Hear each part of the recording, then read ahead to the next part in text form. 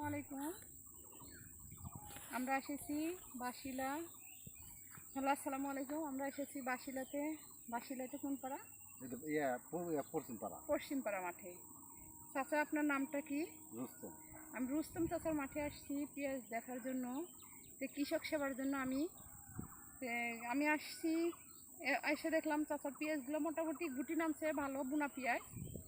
তো ইনশাল্লাহ খুবই ভালো আছে। তার মধ্যে একটা সমস্যা, সেটা হচ্ছে চাচা ভালো করে ট্রিটমেন্ট নিতে পারেনি বা বুঝতে পারেনি জমিটার কী সমস্যা। পেঁয়াজের মাথা পছন্দ ছিল, পছন্দ ওষুধ দিচ্ছেন?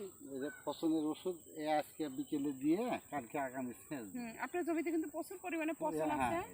আর তারপর আছে, আমরা বিশেষ করে দেখলাম বাইলের মধ্যে হচ্ছে যে অনেকগুলো গুড়া পোকা আছে। গুড়া পোকার ওষুধগুলো দেওয়া হয়নি। চাচা হয়তো বা দিয়েও থাকলেও কাজ করেনি। আজকে আবার নতুন করে দিবেন এবং একটু সার আর পানিটা দেওয়ার চেষ্টা করবেন। পেঁয়াজগুলো আর একটু ভালো হবে, হাঁড়ি হবে এবং ওজন বাড়বে, বুঝছেন, জমিতে।